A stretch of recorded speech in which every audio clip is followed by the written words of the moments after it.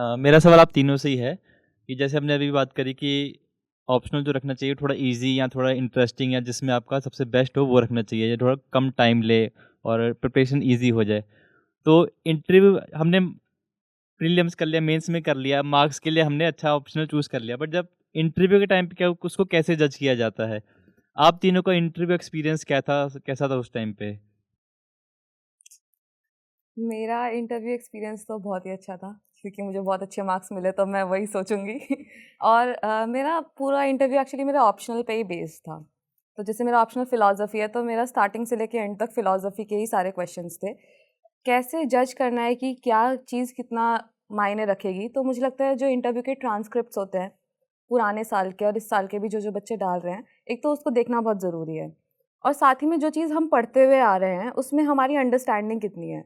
क्या हमने सिर्फ PYQs के हिसाब से ही लिखा है या फिर हमें कुछ चीज़ें समझ आई है जो कि हम रिफ्लेक्ट करके अपनी लाइफ की दूसरी एस्पेक्ट्स में भी लगा सकते हैं।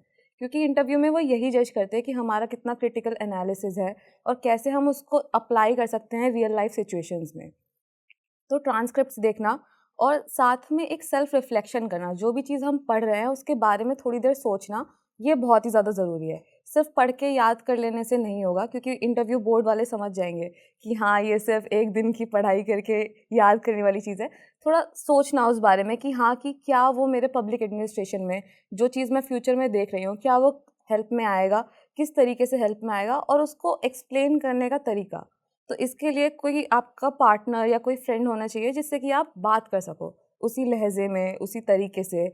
उससे क्या होगा कि आप अपनी बात को बहुत ही ईज़िली समझा पाओगे क्योंकि हमारे पास सिर्फ 25 मिनट है, ठीक है, बताने के लिए। और हो सकता है कि आपको बहुत ही ज़्यादा नॉलेज हो, लेकिन आपको उसको समझाने में ज़्यादा टाइम लग रहा है। अब जो इंटरव्यू बोर्ड में है, उनके पास इतना पेशेंस भी नहीं है, उतना टाइम भी नहीं है। तो उस चीज़ को ध्यान रखना कि कैसे आप कोहेरेंटली अपनी बात को समझा सको, ये बहुत ज़रूरी है। तो एक तो सेल्फ रिफ्लेक्शन में बताऊंगी हर एक टॉपिक पर और साथ ही में उसको समझाने का तरीका। अब लिखना नहीं है, अब बात करनी है। तो ये बहुत ज़रूरी है कि मेंस के टाइम पे हम एकदम इतना चुप हो जाते हैं कि कभी कभी लगता है कि हम बोलना ही भूल गए हैं। तो वो करना बहुत ज़रूरी है इंटरव्यू में। मेरा भी इंटरव्यू का एक्सपीरियंस ऐसा ही था, क्योंकि मेरा ऑप्शनल था पॉल साइंस और इंटरनेशनल रिलेशंस। और उस समय IR का बहुत चल रहा था, रशिया यूक्रेन भी न्यूज़ में था, इसराइल पैलेस्टीन भी न्यूज़ में था। एंड उसके बाद मैंने एक हॉबी डाली थी, डैफ में हॉबी भरनी होती है, तो मैंने एक हॉबी डाली थी फॉलोइंग इंटरनेशनल कंटेम्प्रेरी अफेयर्स।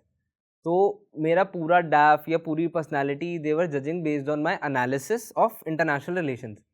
तो मेरा भी पूरा का पूरा इंटरव्यू जो था वो IR बेस्ड था। एंड वही जनरल क्वेश्चंस की इंडिया की गलती है या रशिया यूक्रेन में इंडिया को किसको सपोर्ट करना चाहिए, इसराइल की गलती है, पैलेस्टाइन की गलती है, ऐसे नॉर्मल एनालिसिस बेस्ड क्वेश्चंस थे।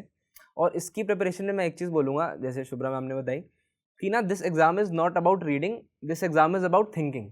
आप जितना ज़्यादा सोचेंगे, जितना ज़्यादा आप एनालाइज करेंगे अपनी चीज़ों को कि मैं कौन सा टॉपिक कहाँ से लिंक कर सकता हूँ या कौन सा टॉपिक मेरा, इसकी एप्लीकेशन क्या है बेसिकली, तो आप टॉपिक को एप्लीकेशन वाइज पढ़ेंगे तो इंटरव्यू में काफ़ी हेल्प होगी।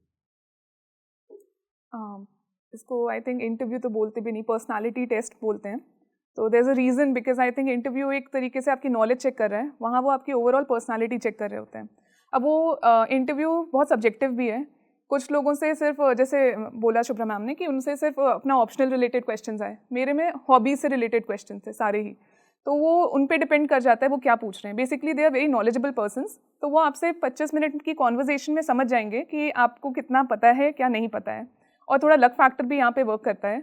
तो वही है बेसिकली, क्या इंटरव्यू के लिए ऑप्शनल तो आप पढ़ते ही हो, थोड़ा बहुत नॉलेज तो आपको डेफिनेटली होना चाहिए, वो आप मेंस लिखते हो तो हो ही जाता है। उसके अलावा जो डाफ है, that is detailed application form, उसके कीवर्ड्स को आप सारे प्रिपेयर करके जाओ और फिर थोड़ा अपने अंदर कॉन्फिडेंस लेके जाओ कि हाँ जो पूछेंगे आता होगा तो बोल देंगे और नहीं आता होगा तो बहुत ऑनेस्टली उनको बस बता देना कि sorry sir we don't know about it, we'll read it later, ऐसा करके। तो ऐसे ठीक रहता है इंटरव्यू में। एक और चीज़ मैं ऐड करना चाहूँगी, एक तो ओपिनियन फॉर्मेशन बहुत ही इंपॉर्टेंट है।